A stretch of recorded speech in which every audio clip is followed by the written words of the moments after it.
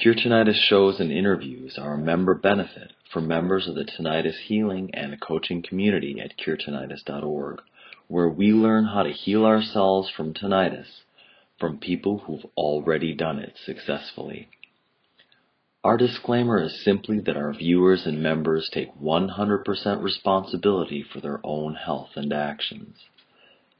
It's a good choice, it's healthy, and it's required for participation. Thank you very much for your time and attention. We hope you enjoy the path of liberation from tinnitus.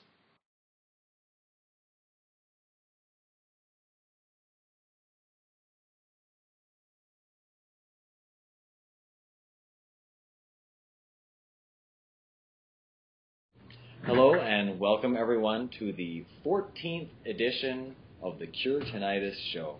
My name is Dinus Mickle. I'm the founder and creator of curetinnitus.org, and we have Julian Cowan-Hill, our resident expert, online for this episode. Hello, Julian, and welcome. Hello, thank you very much for inviting me.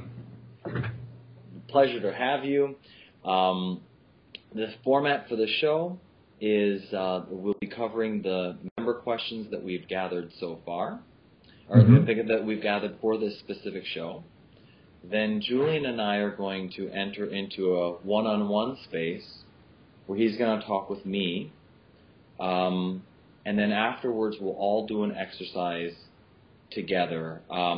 We'll do an exercise that everyone can follow along with.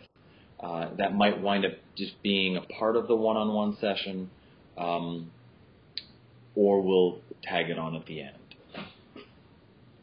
Julian, are you ready for the first question? I am. Let's go for it. Okay. Well, this one is actually a member profile. I just wanted to read the profile to you. I'm going to do them in reverse chronological order for the way I got them. But here's a member profile. As much as I would like to say that I am, I'm not really doing the full curetinnitus.org program. I have no job, no health insurance. My spouse is also unemployed. I'm educated, very smart, and I hate my underpaying, understimulating career track. I don't want to work in an office at a desk 9 to 5 in a boring job. I hate it.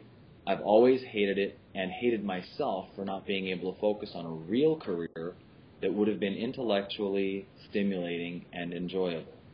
I have a master's degree in X, but I never did anything with it. I have an anxiety disorder. I have obsessive compulsive disorder. I'm fearful of starting over in a new job. I got laid off from a prestigious place. But I'm not all about my illness. I have a lot of strength too. I have the help of a good cognitive behavioral therapist, though I have not allowed myself the full program of body and mental therapy suggested at curetinnitus.org, partially due to financial restrictions. I'm hearing a high-pitched squealing as I sit here writing to you, but although I am aware of it, I can push it aside and continue writing to you. For me, it was the pure reassurance and comfort of listening to you and Julian talk about tinnitus that helped me. I felt so relaxed and safe. After a few of the shows, I knew I wasn't alone, knew it wouldn't kill me, knew it would probably go away after a while. So that's a profile that I kind of patched a few little pieces together and anonymized it. And Julian, what's your response?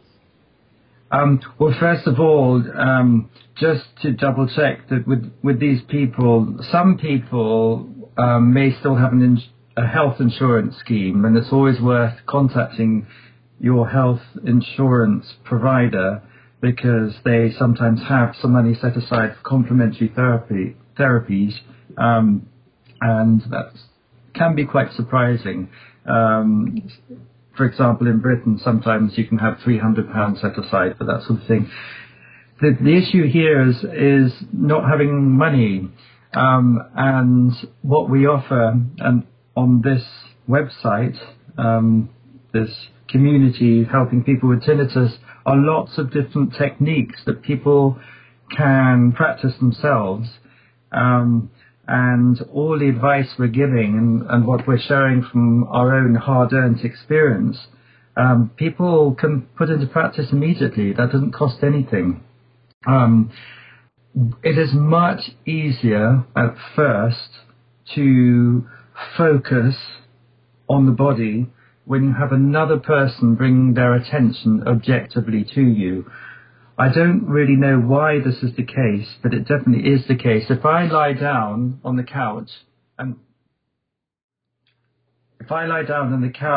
I focus on my body alone, it's really much, much harder to notice what's going on. Whereas if there's somebody else there, there is much more awareness and it's much, much easier to become grounded.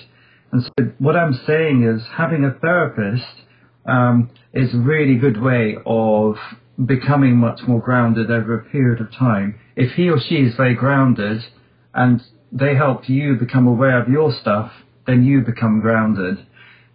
If you can't afford therapy, which I still think is the best thing, it's the next best thing is to go to a class. And if people don't have much money, they're unemployed, they can still usually collect a few dollars together, pounds together to go to a body-based class, which is fantastic because you have the group energy, the group holding, you have the teacher holding the whole process, which is very important, and the group is very embodying. So I hear this person struggling with lots of different aspects in their life, and that will probably be causing resistance and stress, which can lead to tinnitus. And I really think they're going to have to think very carefully about how to set up a support network to help them let go into. And that's one of the main reasons that we've created this website and this community online, because we're sharing our hard-earned experience with people so that they can start putting it into practice. It's tougher and harder alone, but if that's what this person is facing, then I recommend lying down every day and spending a good chunk of time focusing on the body, working through, getting in touch. Even if it's very difficult, or if the body's numb, or if the awareness is out, it's really, really useful to do this. Okay. What strikes me, and I don't know if this is something that you've noticed as a pattern, but in the email correspondence, the word "and hated myself," and I never was able to, those were all capitalized. And I've hated myself for not being able to focus on a real career. And there's in the beginning of this, there's the word hate is in there a lot. Can you comment on that? Yeah, well, self-hatred, hating myself, that is pretty intense resistance. And I'm just thinking about the central nervous system sitting in the middle of those feelings, and that's going to cause, quite a big reaction.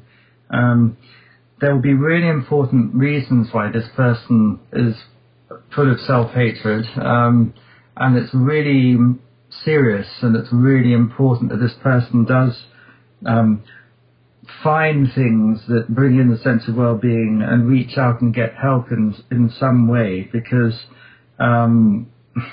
if the nervous system is going to release and let go, we need to really have a much more kind and loving approach to ourselves.